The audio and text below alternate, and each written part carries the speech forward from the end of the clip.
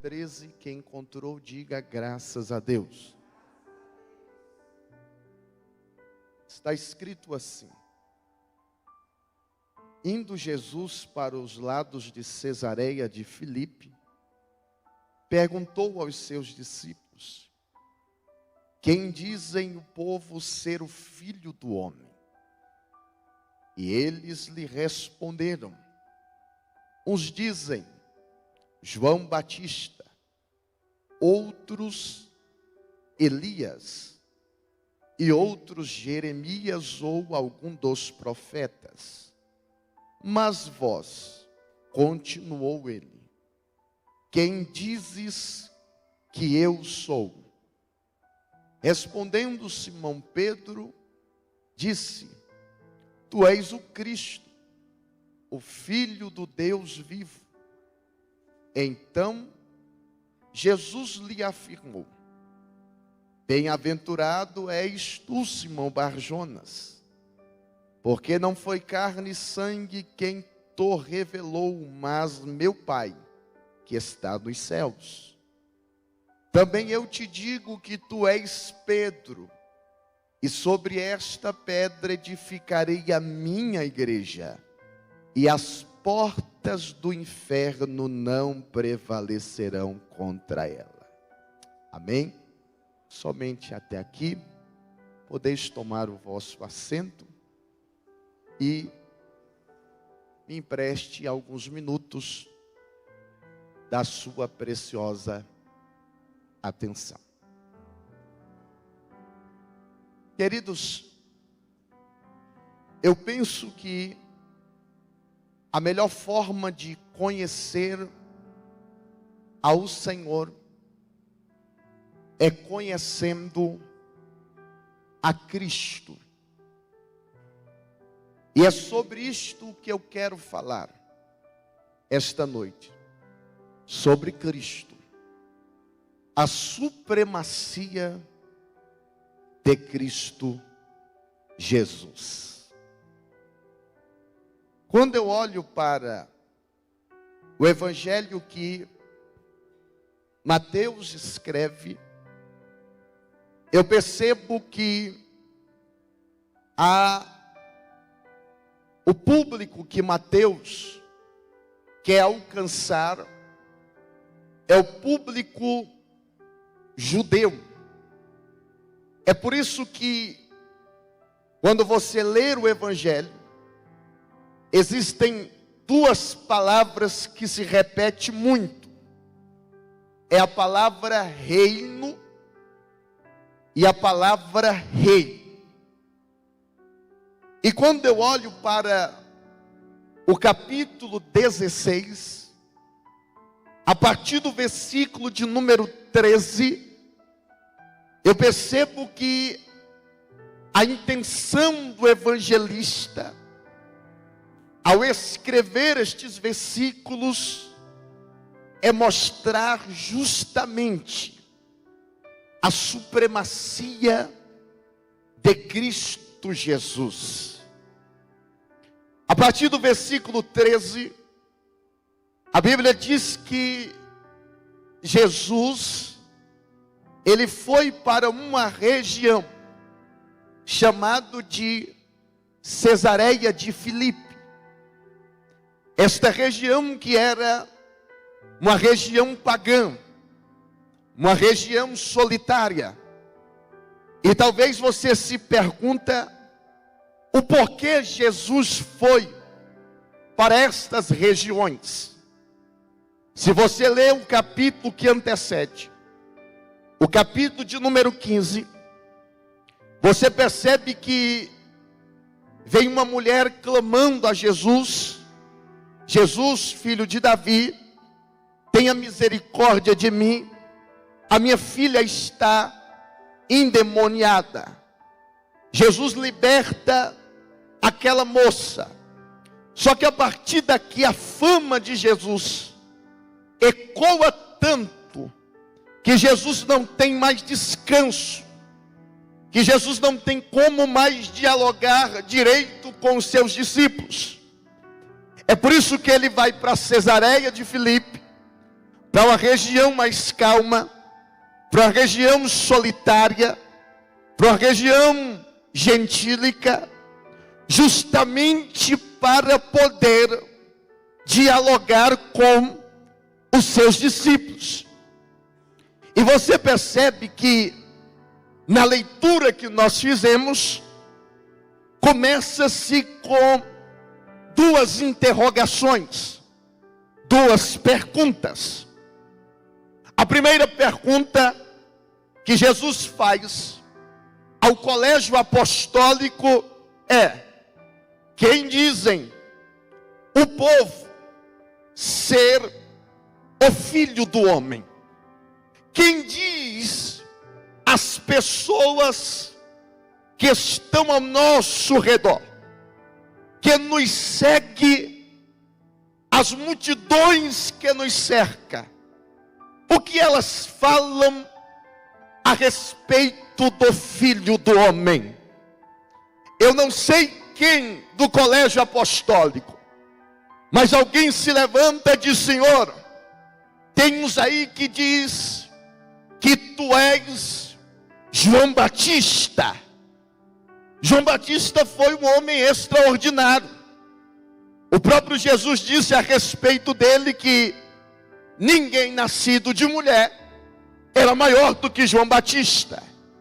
Mas enquanto João Batista veio preparar o caminho, ser o percussor, Jesus já disse: eu sou o caminho, a verdade e a vida. Outro chega e diz: Senhor, tem uns aí que diz que tu és Elias. Elias foi um profeta poderoso, mas não dá para ser Jesus. Enquanto Elias, no seu poder, ele precisou que os falsos profetas, para ele ser vitorioso, derramasse os seus próprios sangue. Jesus, para ser vitorioso, derramou o seu próprio sangue. Ele é maior. Outro olha e diz: Senhor, tem uns aí que diz que tu és Jeremias. Jeremias, um homem santo. Jeremias, um homem extraordinário. Mas enquanto Jeremias profetizou a respeito de uma aliança que viria, Jesus veio e disse: eu sou a nova aliança, e ela vem através do meu sangue. Jesus é maior. Outro diz: Senhor, tem uns aí que diz que tu és um dos profetas, mas não dá para Jesus ser só um dos profetas. Por quê? Porque Jesus é maior do que qualquer profeta. Jesus é maior do que qualquer sacerdote. Jesus é maior do que qualquer rei. Jesus é maior do que qualquer pessoa. Não dá para ele ser só um profeta. Não dá para se limitar ou limitar Jesus a isso. Não dá. Mas a segunda pergunta do texto é a que mais me chama a atenção, porque Jesus fez uma pergunta para saber o pensamento daqueles que o cercavam. Mas agora a pergunta de Jesus é mais direta. A pergunta de Jesus é mais individual. Porque Jesus olha para os discípulos e diz: e vós, que dizes que eu sou?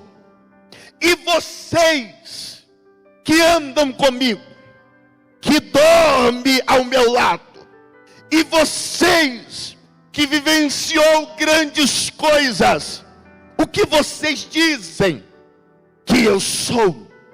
Em outras palavras, e mais direto, quem é Jesus para você? Esta mesma pergunta, feita há mais de 2000 anos atrás, ainda continua em voz altiva, perguntando para nós que está aqui hoje à noite: quem é Jesus para você? Nós estamos vivendo em uma época de tanto secretismo religioso. Nós estamos vivendo a época de tanta coisas acontecendo, de tanto ceticismo. Nós estamos vivendo a época de tanta incredulidade, que a pergunta é: quem de fato é Jesus para você? Porque cada um tem a sua opinião a respeito de Jesus. Cada um tem o seu achismo a respeito de Jesus. Estamos vivendo o tempo que cada um fabrica o seu próprio Jesus. Eu acho que Jesus é isso aqui. Eu acho que Jesus é o Aladim da lâmpada mágica. Eu venho à igreja, faço alguns pedidos e ele tem que me atender. Para outros, eles pensam que Jesus é um tipo de mãe de Ná. Vou à igreja para receber uma revelação, para saber o que vai acontecer no futuro. Cada um tem o seu achismo a respeito de Jesus. Você quer ver? Se você hoje à noite perguntar para um testemunha de Jeová quem é Jesus para você, ele vai dizer: Jesus é uma criação em algum tempo da eternidade. Se você hoje à noite perguntar para um mormo quem é Jesus para você, ele vai dizer: Jesus é um polígamo, casado com Maria Madalena nas bodas de Caná da Galileia. Se você hoje perguntar para o adventista quem é Jesus para você, ele vai dizer: Jesus para nós é o arcanjo Miguel, relatado nas escrituras. Se você hoje perguntar para um budista quem é Jesus para você, ele vai dizer: Jesus foi um grande líder e nada mais. Se você perguntar hoje para um muçulmano, a religião que mais cresce no mundo, quem é Jesus para você, ele vai dizer: Jesus foi só um profeta e nada mais. Se você perguntar para um ateu quem é Jesus para você, ele vai dizer: Jesus é apenas um homem histórico que já se foi. Mas se você voltasse a 2000 anos atrás e entrasse em uma cidade chamada Jericó e perguntasse para um cego à beira do caminho quem é Jesus para você, ele diria: Jesus é o filho de Davi.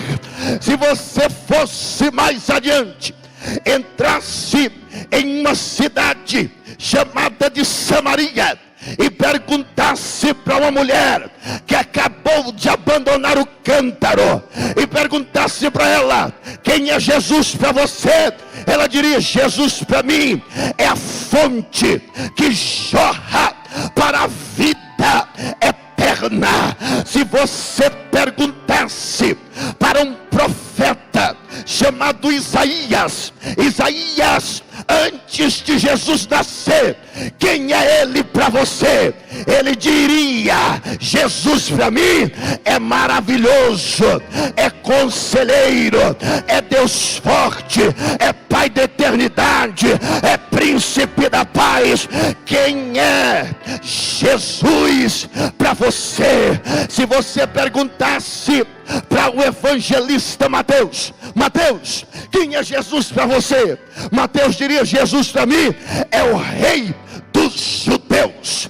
Se você perguntasse para o evangelista Marcos, Marcos, quem é Jesus para você? Ele diria: Jesus é o servo que está acima de todo servo. Se você perguntasse para o evangelista Lucas, quem é Jesus para você? Ele diria: Jesus é o homem perfeito que nunca cometeu um pecado. Se você perguntasse para o apóstolo João, quem é Jesus para você?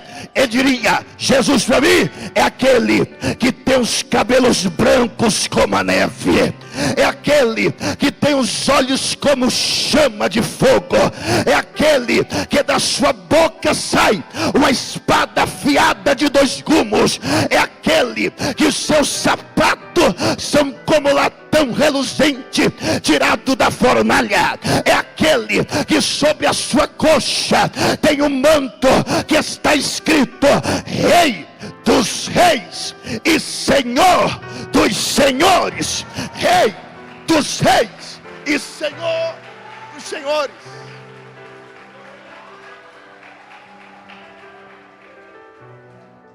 Quem é Jesus para você?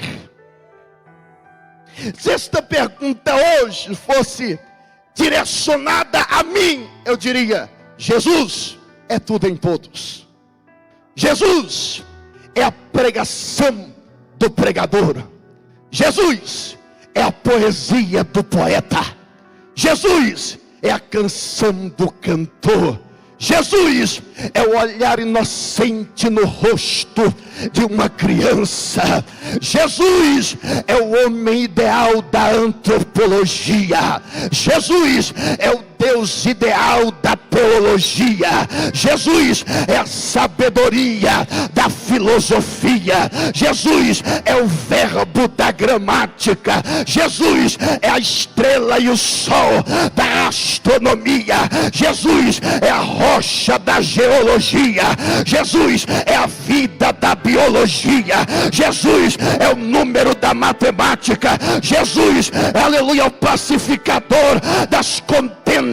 Jesus é o advogado das causas perdidas. Jesus é aquele que nunca escreveu livro, mas se fosse escrever livro a respeito da sua vida, nenhuma biblioteca do mundo poderia suportar, porque só a biblioteca lá em Paris, aleluia, tem 72 mil volumes a respeito só de Jesus. Jesus nunca escreveu uma música, mas toda melodia sacra tem que falar o seu bendito nome.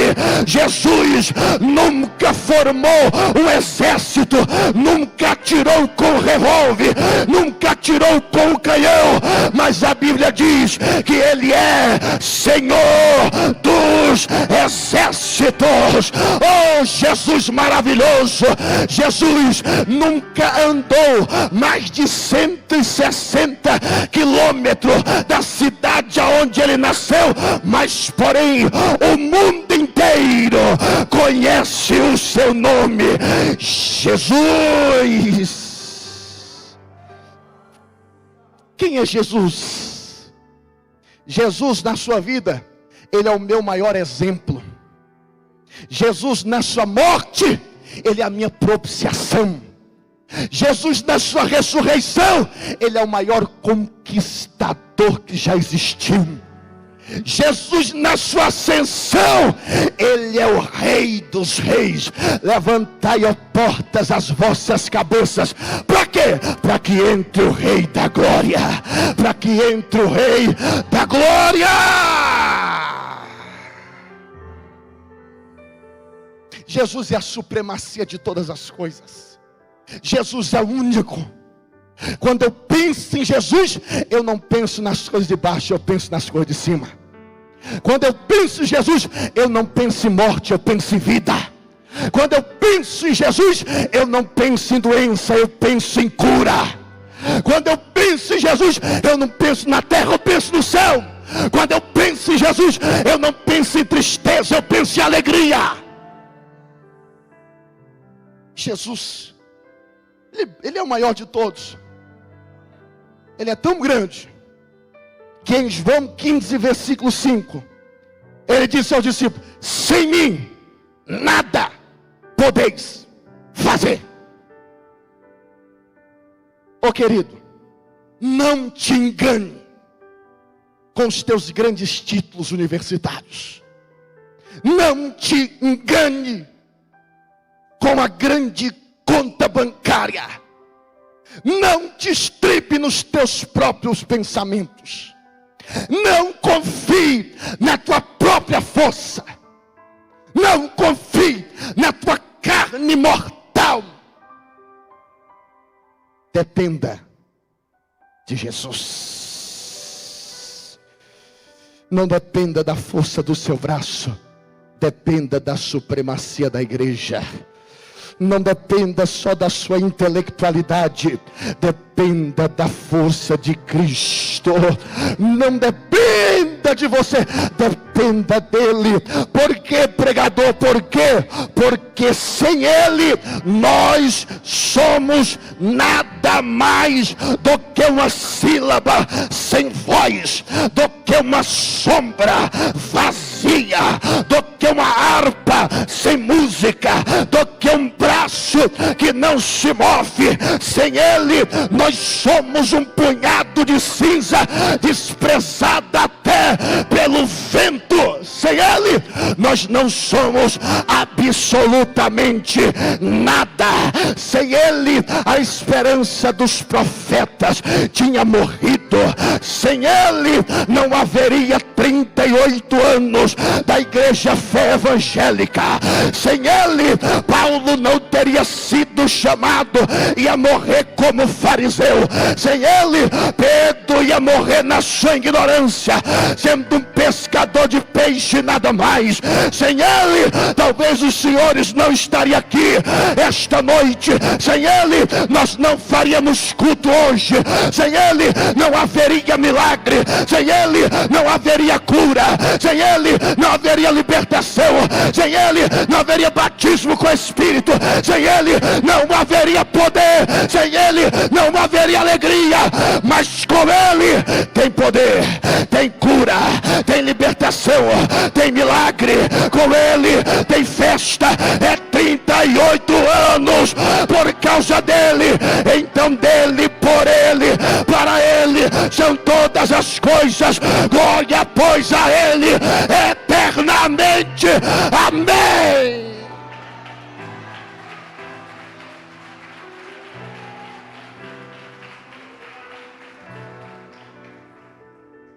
Jesus, a supremacia. Jesus, o maior de todos. Mas alguém se levanta diante dessa pergunta. E o nome dele é Pedro. E Pedro diz: tu és o Cristo, o Filho do Deus vivo. Porque se ele tiver dito tu és Jesus, não teria tanto efeito. Porque Jesus tinha milhares. Era o nome mais comum. Era o José de hoje. Mas Pedro diz: tu és o Cristo. Porque Cristo significa Messias, Salvador. Tu és o Cristo, o Filho do Deus vivo.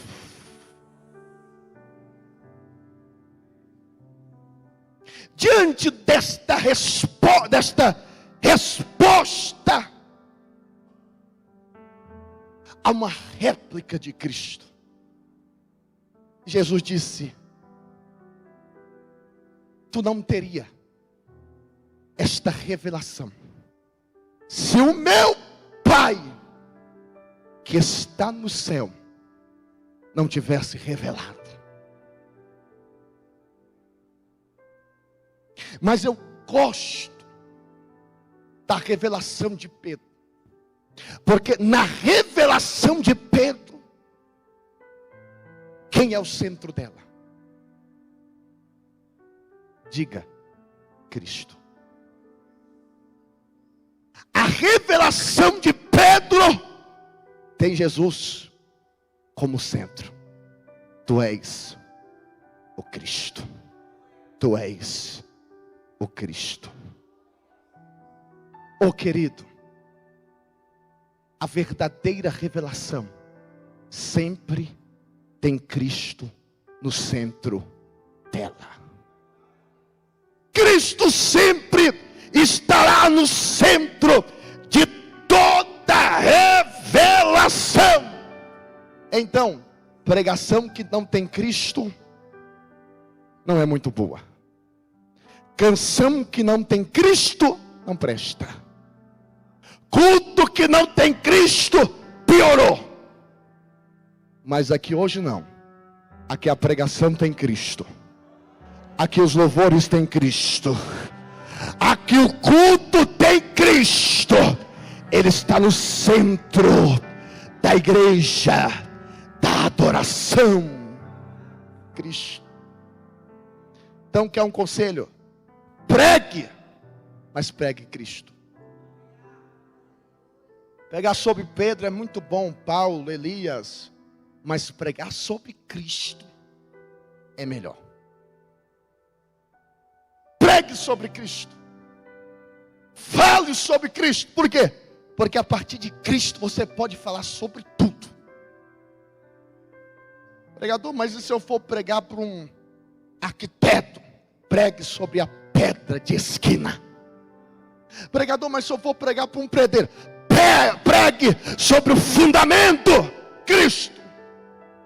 Se eu for pregar para um padeiro, pregue o pão da vida que desceu do céu. E se eu for pregador para o médico, pregue sobre o médico dos médicos. Pregador, e se eu for pregar para um pecador, pregue sobre o Cordeiro que veio tirar o pecado do mundo. Pregador, e se eu for pregar para o eletricista, pregue que ele é a luz. Aleluia! E se eu for pregar para o astronauta, pregue que ele é o sol, a estrela, a lua.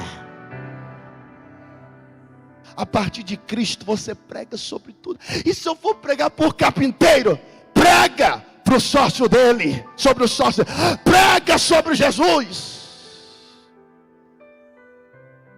Pregue sobre Jesus, meu irmão. Anuncie Jesus. Jesus é tudo em todos. Ele está no centro de todas as coisas. Oh, aleluia. E se eu for pregar para o advogado, pregue sobre o maior advogado da história, que nunca perdeu uma audiência e nunca perdeu uma causa. E se eu for pregar para o juiz, pregue sobre o maior juiz, o mais justo da história. Pregue. Jesus está no centro, Jesus está no centro, Jesus está no centro. Levante a sua mão esta noite. Jesus está no centro da tua vida, Jesus está no centro da tua história, Jesus está no centro da tua família, Jesus está no centro do teu ministério, Jesus está no centro desse culto, Jesus está no centro dessa igreja.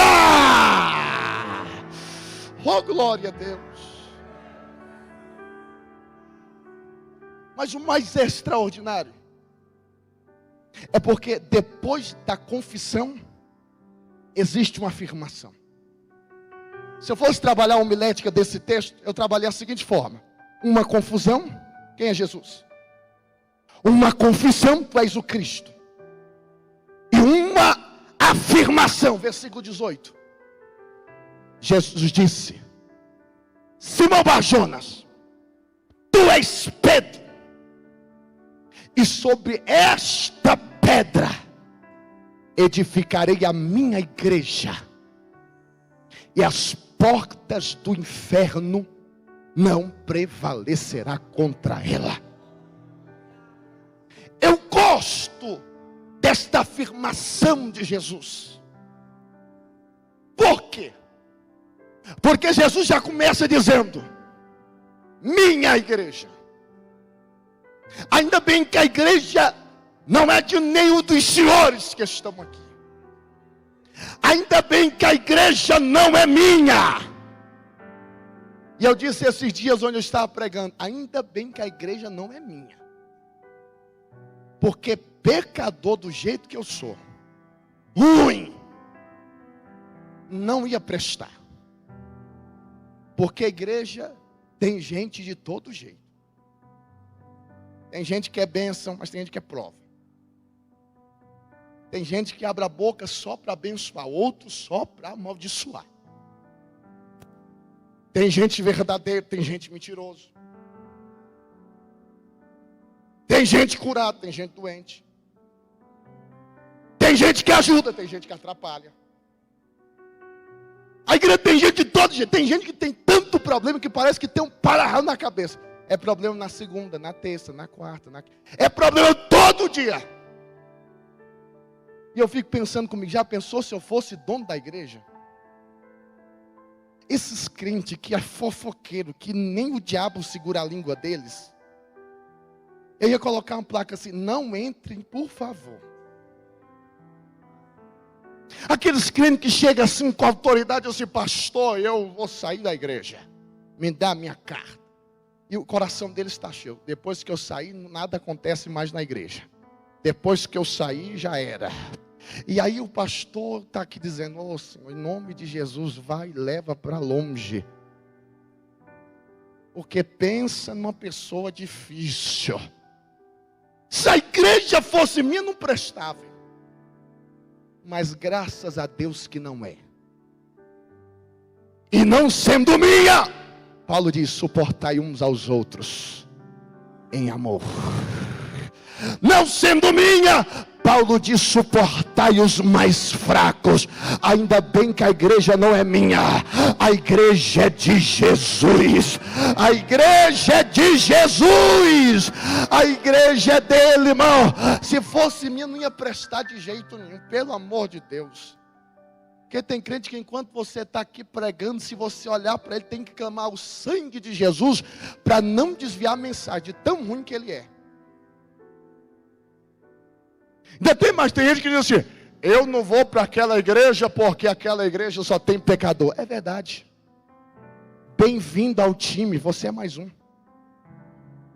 Eu não vou para aquela igreja porque aquela igreja só tem hipócrita. É verdade. Bem-vindo ao time, você é mais um. Mas a igreja não é de pecador e nem de hipócritas. A igreja é de Jesus. A igreja é de Jesus. É por isso que eu estou aqui, você está aqui, nós estamos aqui. E estamos caminhando de mão dadas junto ao céu. Com defeito, com dificuldade.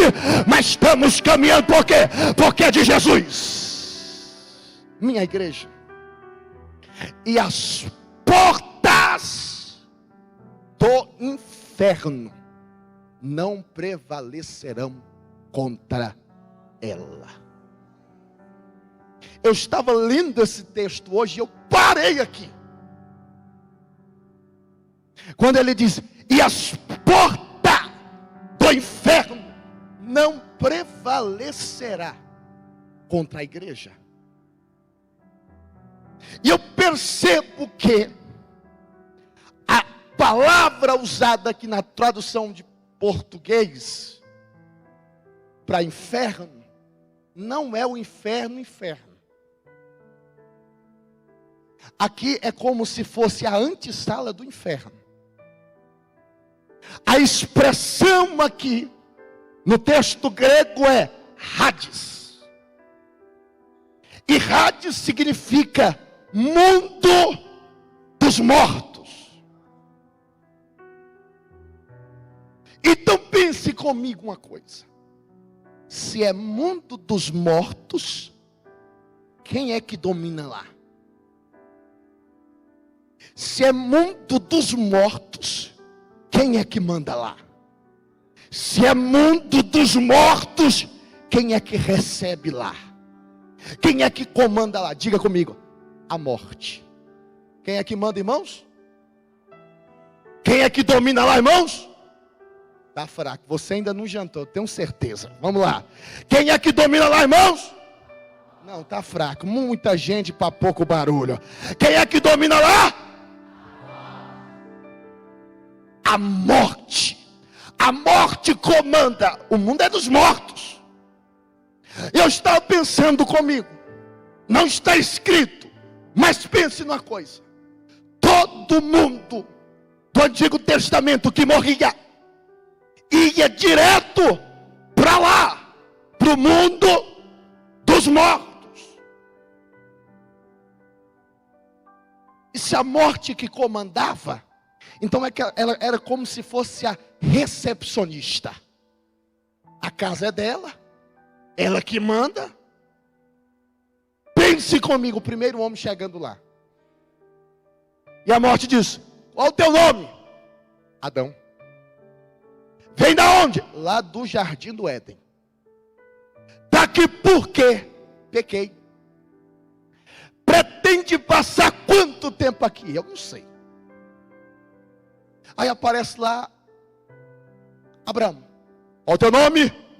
Abraão. Vem da onde? Eu venho lá da Mesopotâmia. Está aqui por quê? Pequei. Pretende passar quanto tempo aqui? Não sei. Parece Jacó. A morte diz: qual é o teu nome? Jacó. Quem é teu pai? Teu pai? Isaac. Vem da onde? Lá do Egito. Está aqui por quê? Pequei também. Pretende passar quanto tempo aqui? Eu não sei. Aparece lá Davi. A morte diz: qual é o teu nome? Davi. Vem da onde? Lá de Jerusalém. Quem é teu pai? Jessé. Está aqui por quê? Pequei. Pretende passar quanto tempo aqui? Aí eu não sei. Aparece lá Jonas. A morte diz: qual é o teu nome? Jonas. Vem da onde? Lá de Nínive. Quem é teu pai? Amitai. Está aqui por quê? Pequei também. Pretende passar quanto tempo aqui? Aí eu não sei.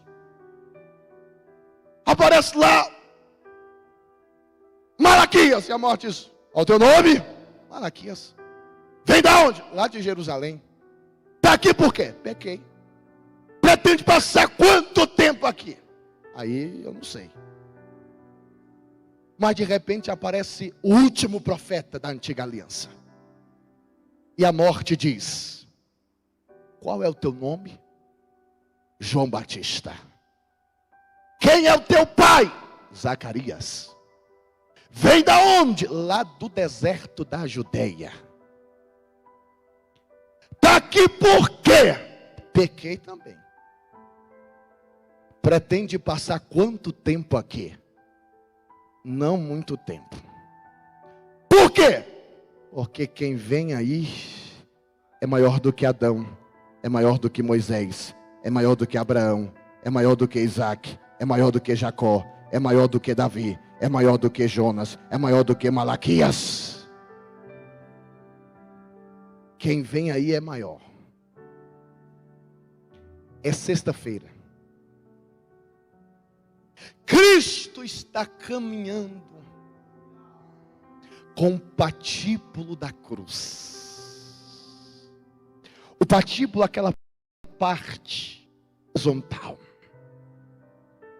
Jesus está caminhando com ele aproximadamente 300 metros, com o patíbulo que pesava aproximadamente 60 quilos. E ele vai caminhando, vai sendo açoitado, vai sendo ferido, vai sendo arrebentado, vai sangrando, vai sentindo as dores, como cordeiro mudo. Ele não fala nada. Ele é levantado à cruz, seus pés é pregado, as suas mãos é pregadas, com a lança furam ele, e sai sangue e água. Coloca uma coroa de espinho que perfura a sua testa, a sua cabeça. Mas ele dá um brado dizendo: está consumado. E diz: Pai, entrego o meu espírito. E a Bíblia diz que o dia se torna em trevas. E Paulo diz que ele desceu às regiões mais baixas. Aleluia! Adivinha onde Cristo foi? Quando ele chega lá, a morte diz: qual o teu nome? E ele diz: Jesus. Quem é o teu pai? E ele diz: o da terra é José, o do céu é Jeová. Vem da onde? Lá do Calvário. Vem fazer o que aqui? Eu vim para levar todo mundo que está aqui. Pretende passar quanto tempo? Nenhum tempo mais. Por quê? Porque eu não vim tomar chave da morte e nem do inferno. Eu já tenho a chave da morte e a chave do inferno. Aleluia! A Bíblia diz que ele quebrou, despedaçou os agrilhões da morte. É por isso que ele diz aqui no versículo 18: e as portas do Hades, do inferno, não pode prevalecer contra a igreja do Senhor. Do Senhor. Nada pode parar essa igreja. Nada pode parar o povo de Deus na terra que está marchando, como foi cantado aqui. O Coliseu se levantou, a igreja atropelou. Os leões se levantou, a igreja atropelou. Oh, queridos, Pilatos se levantou, a igreja atropelou. Domiciano se levantou, a igreja atropelou. O Covid se levantou, a igreja venceu. A igreja venceu. A igreja venceu. A igreja venceu. A igreja venceu.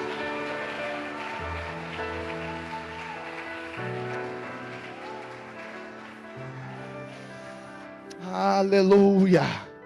As portas do inferno não podem prevalecer contra a igreja. Se coloque em pé.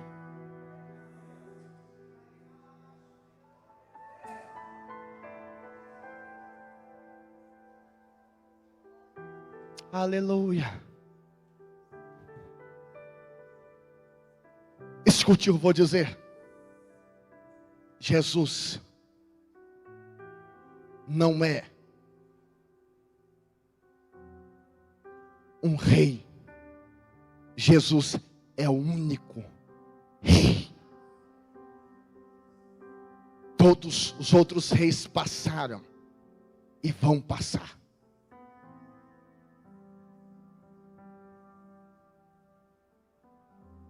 O rei do Kung Fu, Bruce Lee, nasceu, cresceu, enriqueceu, morreu, não existe mais.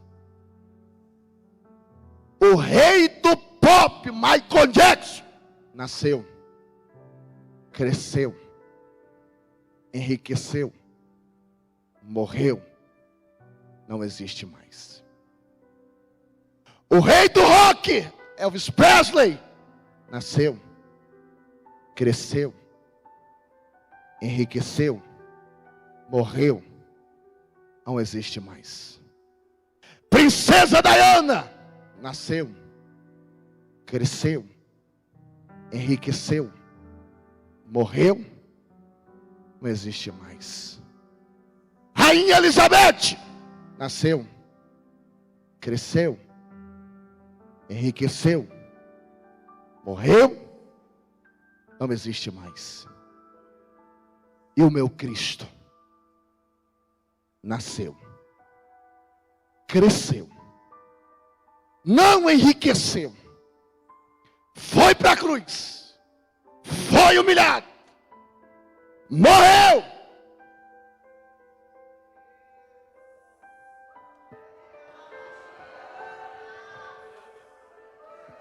mas ao terceiro dia ressuscitou.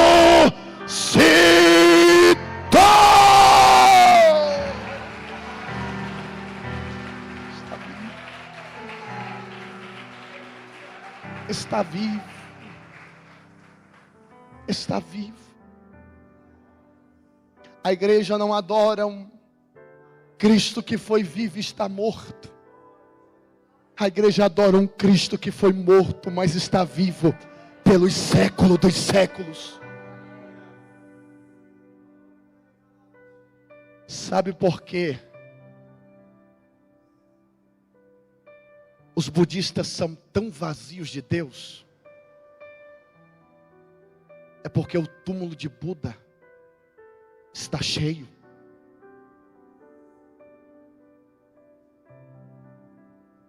Sabe por quê os mormons são tão vazios de Deus?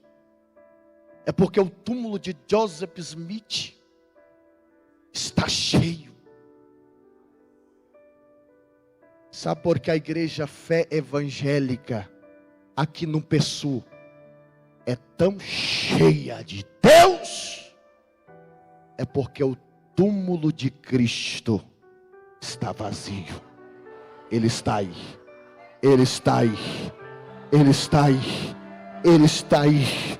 É por isso que você pode se alegrar, Ele está aí.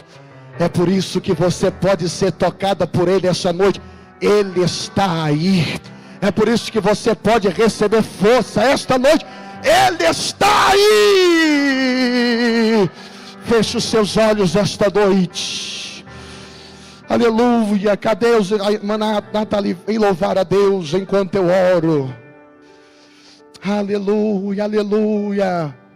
Nada pode prevalecer contra a igreja do Senhor. Este mal não pode prevalecer. Esta enfermidade não pode prevalecer. Aleluia. Essa tristeza